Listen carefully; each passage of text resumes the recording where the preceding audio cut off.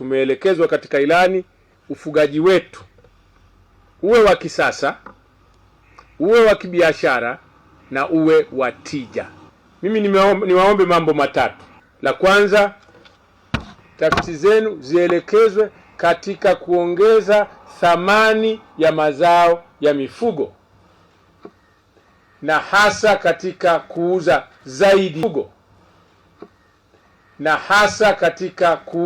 zaidi nje mazao hayo.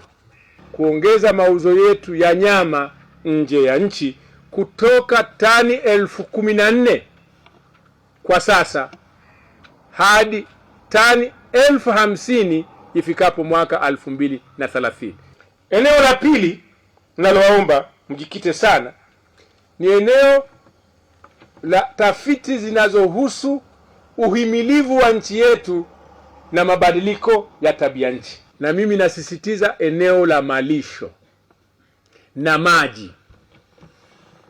Tuwe na ushirikiano. Najua kuna chuo chetu cha maji pale Dar es Salaam. Kiko Wizara ya Maji. Ni chuo cha utafiti. Na katibu mkuu ananiambia ndio mheshimiwa amewahi kuwa naibu katibu mkuu kwenye wizara hiyo. Muwasiliane sasa, msemezane. Na mimi nitazungumza na waziri mwenzangu mdogo wangu Mheshimiwa Aweso. Lazima tufanye kazi kwa pamoja za kiutafiti pamoja na tume ya umwagiliaji.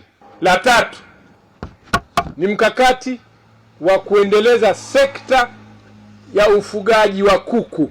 Tunataka kutubadilishe sekta ya ufugaji wa kuku hapa nchini. Na nimeona wasilisho lenu.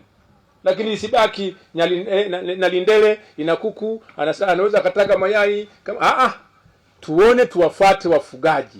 Wako tayari na wanafanya kazi kubwa, hasa vijana na akina mama. Kama kiongozi wa taasisi, kwa niaba ya watumishi wenzangu, ninachopenda kusema ni kwamba tumemsikia vizuri waziri wetu. Anayoyasema ni yale ambayo tunayaona katika miongozo ambayo inatuongoza katika kufanya shughuli zetu, dira ya taifa, lakini pia ajenda ya utafiti ya taifa na mikakati mingine. Kwa hiyo sisi kama taasisi tutayafanyia kazi kwa ukamilifu hayo mambo kwa ustadi mkubwa. Ni mambo ambayo yapo ndani ya uwezo wetu, tunao utaalamu.